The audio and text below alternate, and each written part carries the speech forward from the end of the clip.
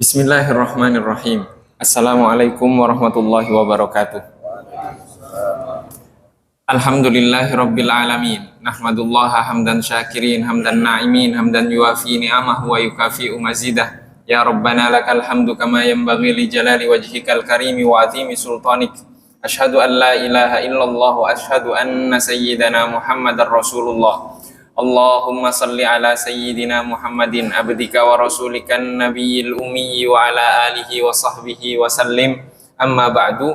Sebelum kita melanjutkan kajian kita tentang hikmah-hikmah yang dikumpulkan oleh Al-Imam Ibnu Athaillah As-Sakandari, mari kita sama-sama membaca Al-Fatihah. Kita khususkan untuk Al-Imam Ibnu Athaillah As-Sakandari dan seluruh para guru beliau, dan untuk seluruh orang tua kita dan juga seluruh para guru kita, dan untuk kita semuanya. Semoga Allah Subhanahu wa taala membukakan pintu ilmunya bagi kita, menganugerahkan kemampuan kepada kita untuk mengamalkan ilmu-ilmu yang telah kita pelajari. Ala hadhihi niyyah wa bi kulli niyatin shalihah wa ila hadratin nabiyil mustafa sallallahu alaihi wa alihi wasallam. Al-Fatihah. A'udzu billahi minasyaitonir rajim. Bismillahirrahmanirrahim. Alhamdulillahirabbil alamin, arrahmanir rahim, maliki yaumiddin. Iyyaka na'budu wa iyyaka nasta'in. Ihdinas siratal mustaqim. Siratal ladzina an'amta 'alaihim ghairil maghdubi 'alaihim waladdallin. Amin.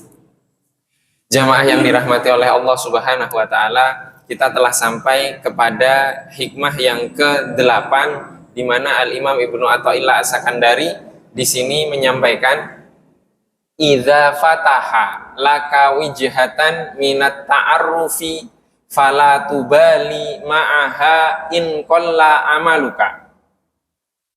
Jika dia, Allah Subhanahu wa taala, telah membukakan untukmu sebuah pintu perkenalan, maka jangan engkau menghiraukan amal perbuatanmu yang masih sedikit. Fa innahu ma fataha halaka illa wa huwa yuridu ayyata'arrafa ilaika. Karena sesungguhnya dia tidak membukakan pintu untukmu, melainkan dia hendak memperkenalkan zatnya kepadamu. Alam ta'lam anna ta'arrufa huwa muriduhu alaika. Tidakkah kamu tahu bahwa perkenalan itu semata-mata anugerahnya untukmu? Wal a'mala anta muhdiha ilaihi fa aina ma tuhdihi ilaihi mimma huwa muriduhu alaika. Sedangkan amal-amal perbuatanmu yang engkau persembahkan kepada Allah Subhanahu wa taala, di mana letak amal-amal yang engkau persembahkan dari anugerahnya untukmu? Jamaah yang dirahmati oleh Allah Subhanahu wa taala, tema kita dalam hikmah ini adalah jalan menuju Allah Subhanahu wa taala. Jalan menuju Allah Subhanahu wa taala hanya ada dua, tidak ada yang ketiga. Hanya ada dua jalan menuju Allah Subhanahu wa taala, tidak ada jalan yang ketiga. Jalan yang pertama adalah jalan hidayah atau jalan inabah. Jalan seorang hamba meniti jalan-jalan petunjuk Allah Subhanahu wa taala dan kembali kepada Allah Subhanahu wa taala. Jalan ini berat. Kenapa berat? Harus dimulai pertama dengan keimanan. Harus beriman dulu kepada Allah Subhanahu wa taala. Dia fahami keimanan itu dengan logikanya. Setelah memahami dengan logikanya, dia resapi dengan hatinya. Setelah dia meresapi hati tersebut, baru melahirkan ketakutan kepada Allah Subhanahu wa taala, melahirkan harapan kepada Allah Subhanahu wa taala, dan kemudian menuntun hamba tersebut untuk taat melaksanakan perintah Allah dan menjauhi larangan Allah. Dari hal ini akan membawa hamba tersebut sedikit demi sedikit pandangan matanya dan pandangan hatinya berbalik, berbelok sedikit-sedikit dari melihat dunia yang dilihat akhirat. Terus seiring berjalannya waktu semakin melihat ke akhirat, semakin melihat ke akhirat, semakin melihat ke akhirat, sampai fokus ke akhirat. Ini adalah jalan hidayah. Panjang jalannya. Perdebatan akidah, keyakinan dari dulu sampai sekarang nggak selesai. Tidak selesai. Maka jalan hidayah ini jalan yang terjal dan panjang. Harus dilalui seumur hidup. Tapi Al-Imam Ibnu Athaillah As-Sakandari di hikmah ini, beliau menjelaskan jalan yang kedua. Jalan yang kedua ini dikenal dengan jalan istifa atau jalan ijtiba. Jalannya dibalik. Kalau jalan hidayah, jalan kembali yang pertama tadi, seorang hamba berusaha mendekat kepada Allah. Jalan yang kedua ini Allah yang mendekati hamba itu. Allah yang memilih hamba itu. Jadi jalan yang kedua ini tidak perlu ditanya, tidak butuh waktu. Waktunya singkat.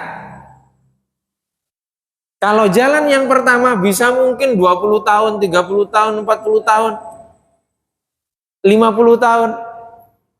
Tapi jalan yang kedua ini yang seharusnya dilalui puluhan tahun, dia cukup 1 malam. Cukup beberapa jam saja. Cukup beberapa detik saja. Kenapa? Karena Allah langsung mencuri hatinya. Langsung mengambil jiwanya. Sehingga jiwanya langsung melayang dan pergi dari dunia mendekat di sisi Allah Subhanahu wa Ta'ala. Bagaimana itu bisa terjadi?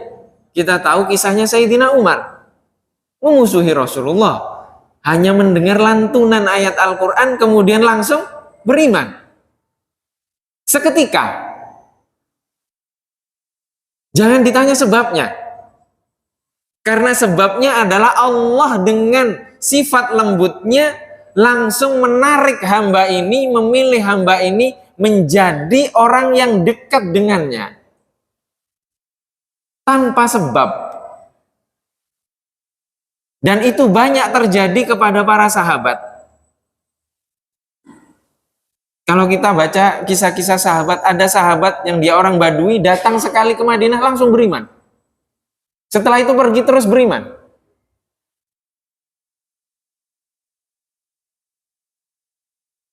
Ini jalan pilihan. Kalau kita membaca ulama-ulama yang setelahnya, banyak yang seperti itu. Ada Sayyidina Fudail ibnu Iyad. Fudail ibnu Iyad ini perampok. Hanya hitungan 1 malam saja, beliau sholat, langsung berubah total. Berubah total. Menjadi orang yang paling taat dan berubah 1 malam. Ini Sayyidina Fudail bin Iyad.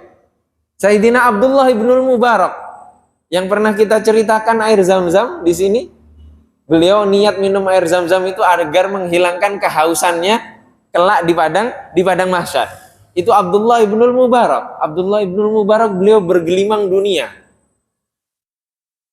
Hanya 1 malam berubah menjadi ulama ahli ibadah yang mungkin butuh waktu puluhan tahun. Jika orang lain ingin seperti beliau, tapi beliau cukup 1 malam.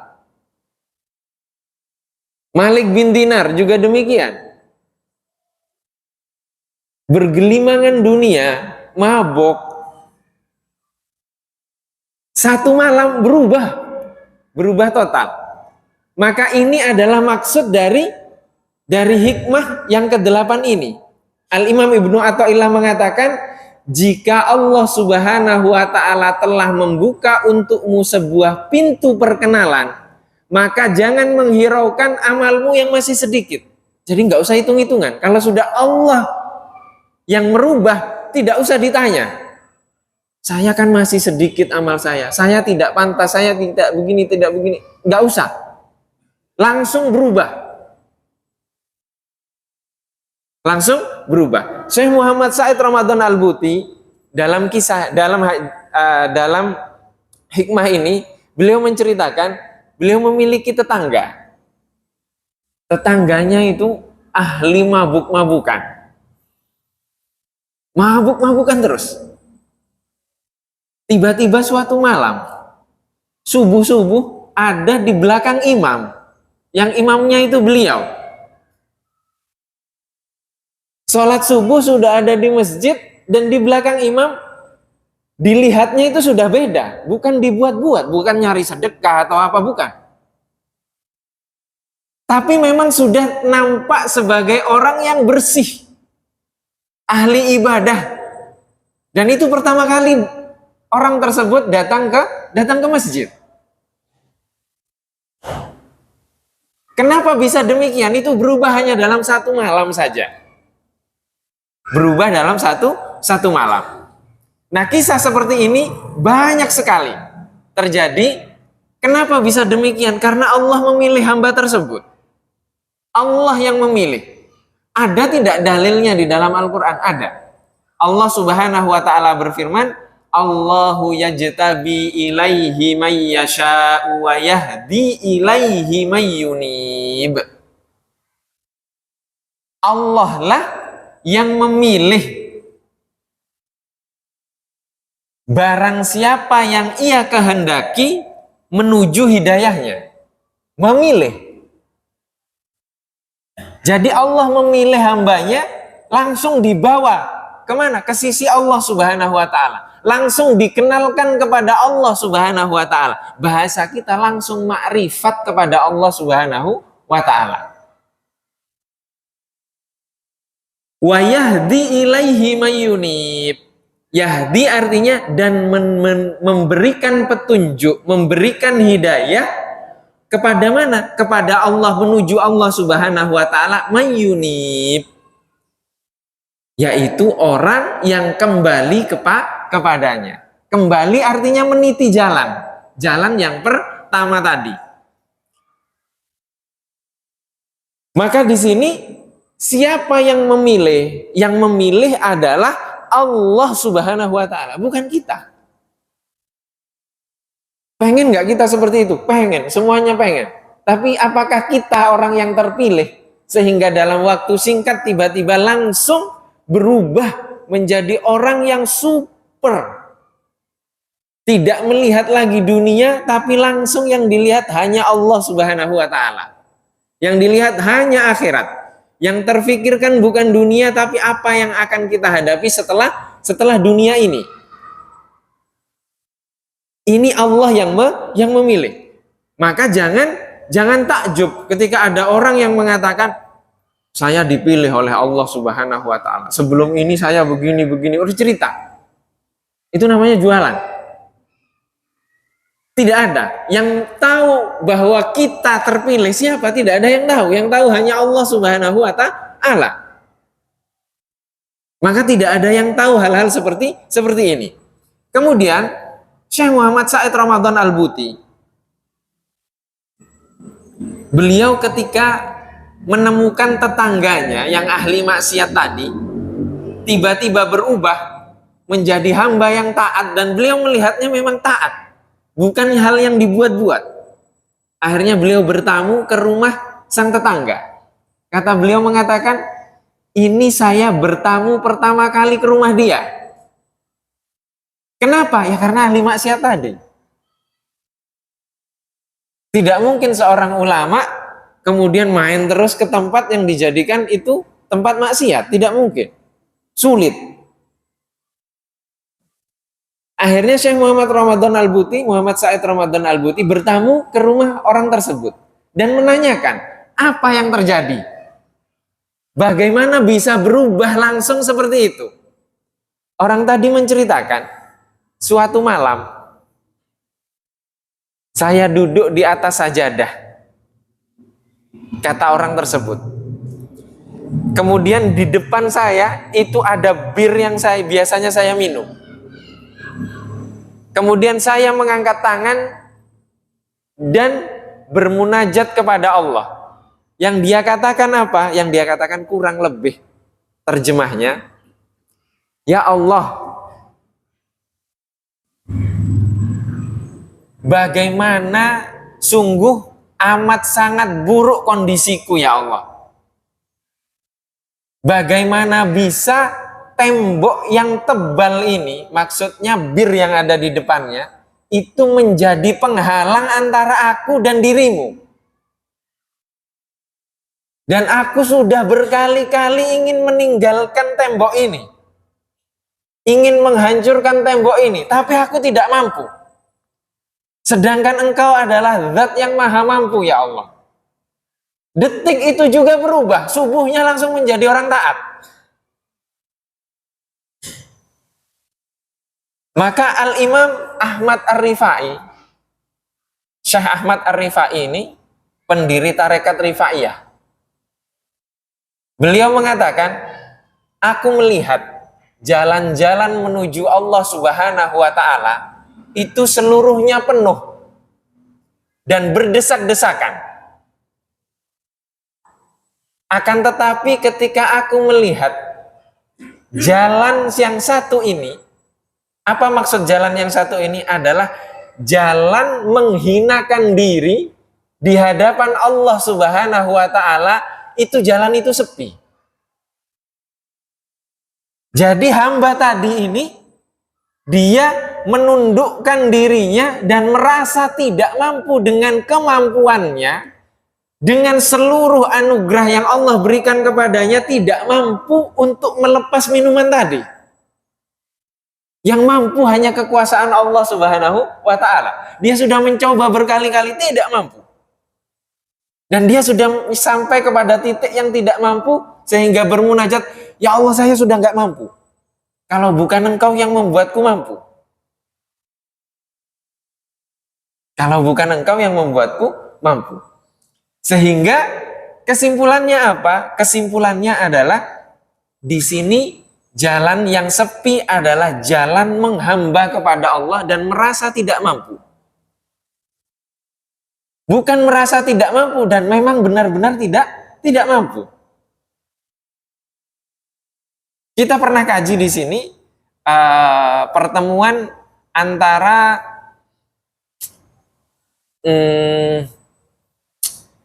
siapa Imam besar. Astagfirullah. Imam besar ini bertemu dengan seseorang ketika haji dan kemudian ditanya, apakah bagaimana engkau mengenal Tuhanmu? Kemudian imam ini mengatakan, saya mengenal Tuhanku dengan ciptaannya ini. Kata pemuda tadi, engkau belum mengenal Tuhanmu dengan benar.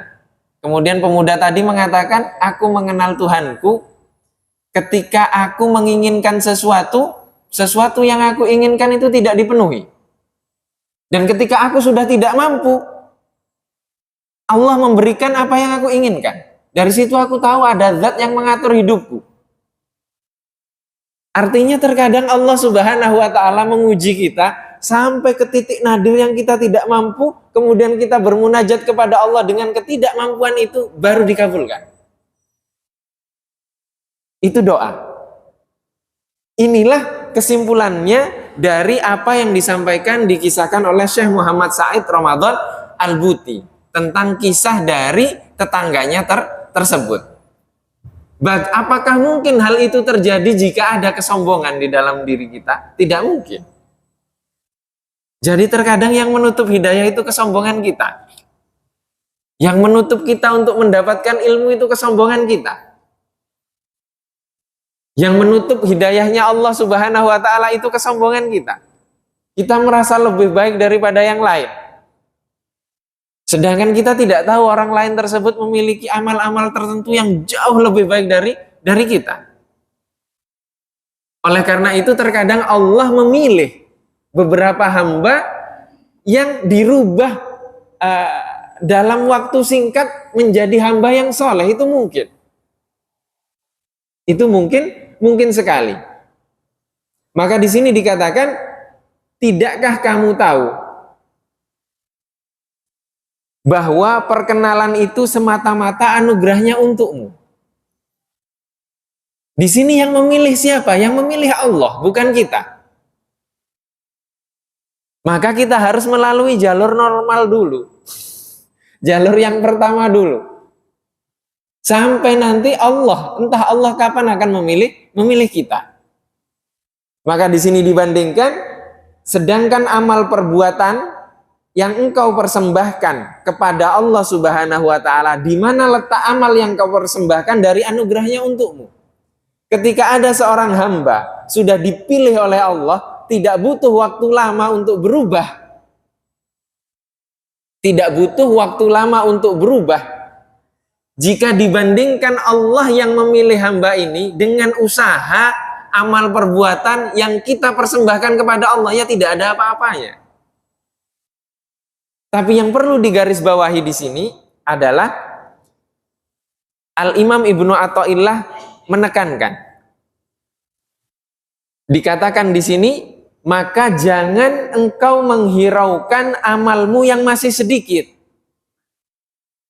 Amal yang masih sedikit ini setelah dipilih atau sebelum dipilih? Sebelum dipilih. Sebelum dipilih oleh Allah, ditarik oleh Allah, dibawa oleh Allah Subhanahu wa Ta'ala menuju sisinya. Amal perbuatannya sedikit, tapi setelah terpilih amal perbuatannya banyak sekali, bahkan tidak sulit kita mengikuti. Sulit kita mengikuti hamba-hamba yang sudah terpilih seperti ini. Bisa jadi tidak tidur semalaman. Ada tidak yang seperti itu? Ada. Fudail bin Iyad tadi itu tidak tidur semalaman. Dan tidak ngapa-ngapain juga. Kenapa? Karena sedang berzikir, bermunajat, bertafakur, sedang bersama dengan Allah Subhanahu wa Ta'ala dalam penghayatannya. Tidak bisa tidur, sehingga dikatakan apa? Dikatakan kehendakmu mengalahkan kehendakku akan dunia ini. Jadi kehendaknya Allah sampai mengalahkan Fudail bin Iyad tersebut. Tidak apa? Dia tidak bisa untuk memilih tidur, itu tidak bisa. Tidur itu kan istirahat dan itu keinginan duniawi kan. Dan itu tidak bisa. Tidak bisa tidur memang. Karena apa? Karena memikirkan Allah. Itu bagaimana?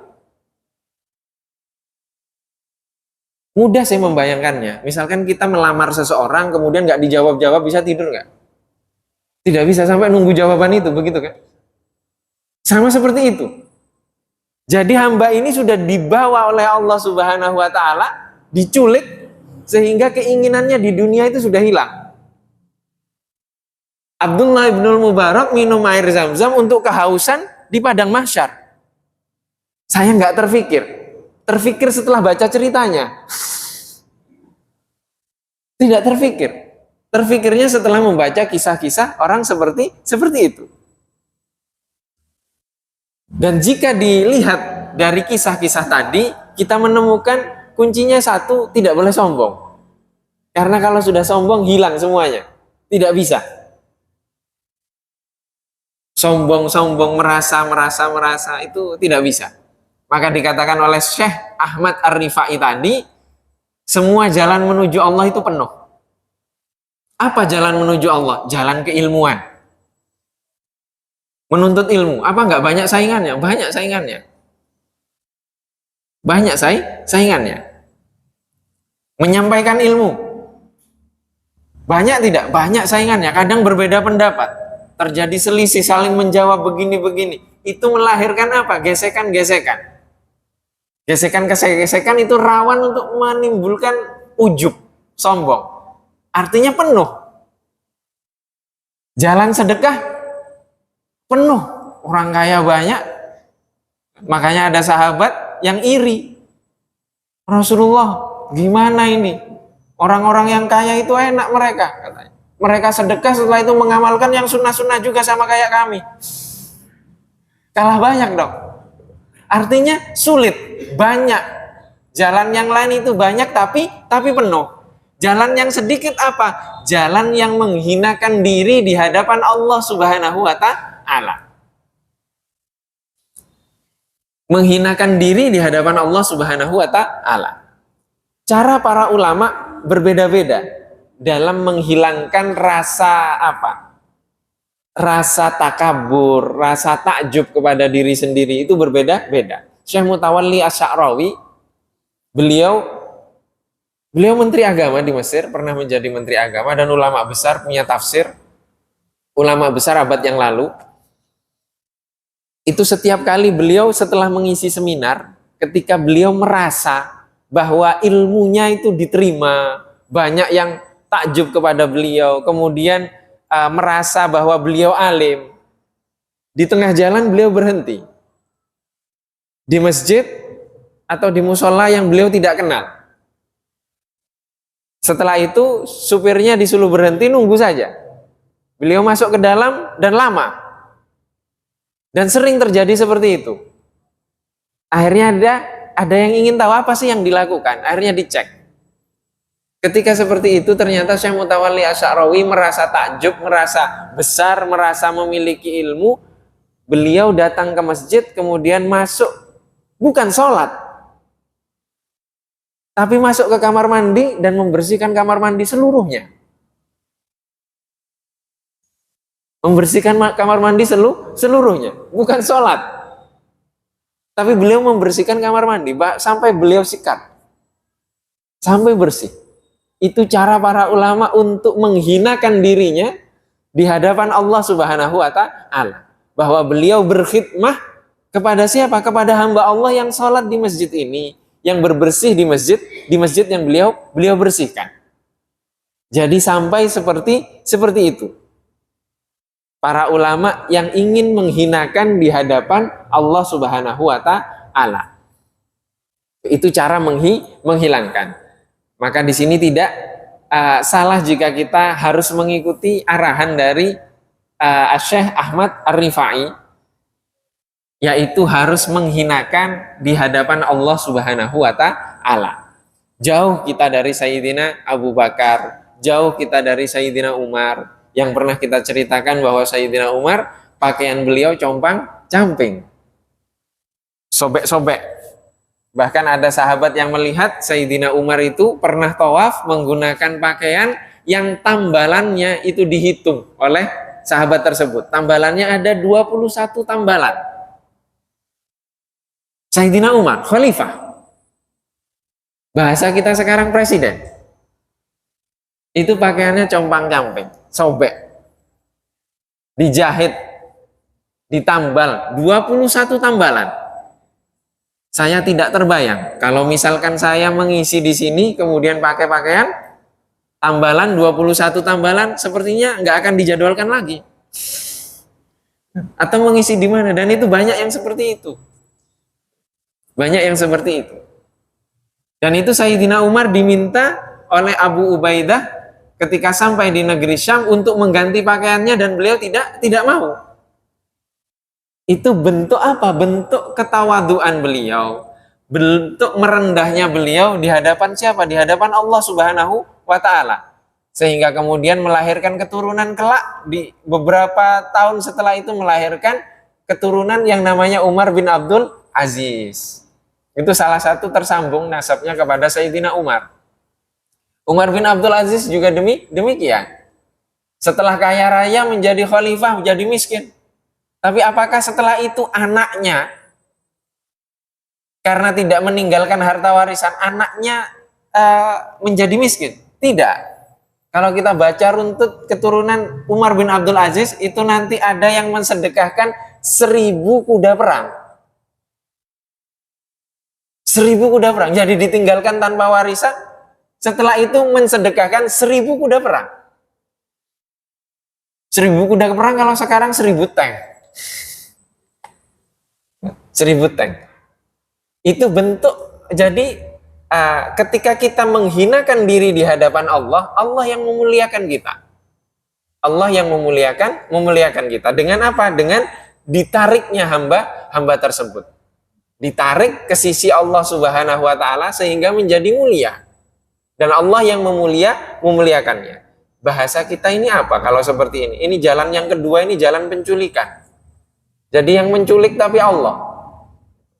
Kalau sudah diculik oleh Allah, siapa yang bisa mengejar? Tidak ada yang bisa mengejar. Dan banyak ulama seperti itu. Salah satunya yaitu ada di Maroko, namanya Syekh Abdul Aziz Dabbagh namanya. Dulu, sudah ratusan tahun yang lalu wafatnya. Syekh Abdul Aziz Dabbagh ini buta huruf, tidak bisa membaca, hafal Al-Quran tapi punya tafsir Al-Quran. Dan muridnya ulama-ulama besar. Itu diculik namanya. Bagaimana orang yang buta huruf, buta, tidak bisa baca, tidak bisa tulis, hafal Al-Quran, menafsirkan Al-Quran. Muridnya ulama besar. Tafsirnya tafsir Al-Ibris namanya. Tafsir Al-Ibris tipis seperti ini. Itu Sidi Abdul Aziz Dabbagh. Dimakamkan di kota Fas di Maroko. Itu imam besar, ulama besar, tapi ya begitu, jalurnya jalur diculik. Jalurnya diculik oleh Allah Subhanahu wa taala, langsung dapat. Kalau ditanya ilmunya dari mana, ya dari Allah, ilham. Penuh dengan ketaatan, tidak pernah melakukan kemaksiatan. Berbeda. Dan orang-orang seperti itu orang-orang pilihan. Jika Allah Subhanahu wa taala bisa memilih Rasul dan Nabi, maka mungkin sekali Allah Subhanahu wa taala memilih hambanya. Dan ini tidak terbatas oleh waktu. Tidak terbatas oleh waktu. Bisa jadi di zaman ini pun ada yang seperti ini.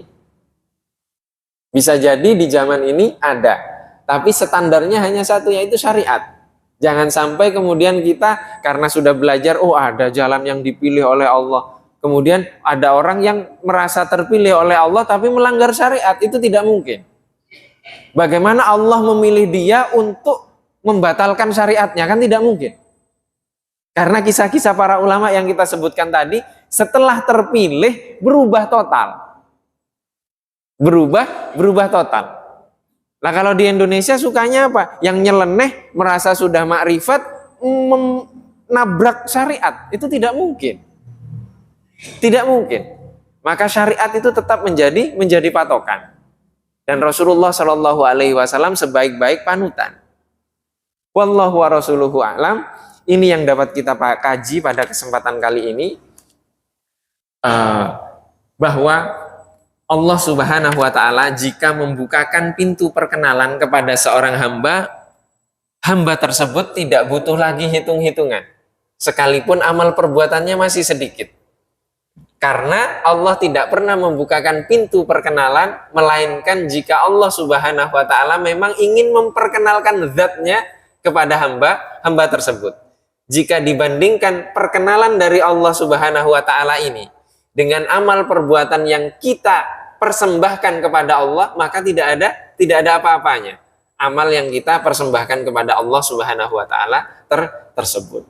Wallahu wa rasuluhu a'lam. Jika mungkin ada yang ingin ditanyakan sebelum azan, dipersilahkan. Masih ada waktu kurang lebih 10 menit.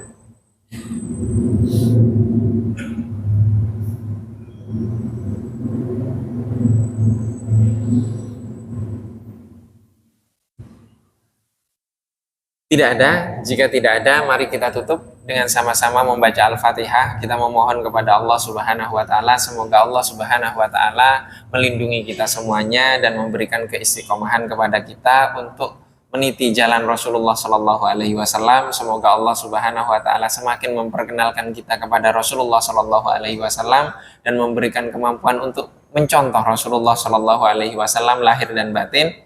Kita dan seluruh keluarga kita ala hadhihi niyya wa bi kulli niyatin shalihah wa ila hadratin Nabil Mustafa sallallahu alaihi wa alihi wasallam. Al-Fatihah.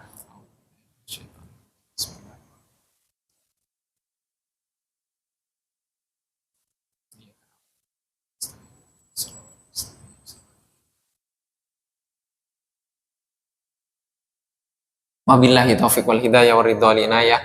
Wassalamualaikum warahmatullahi wabarakatuh. Subhanakallahumma wa bihamdika asyhadu an la ilaha illa anta astaghfiruka wa atubu ilaik.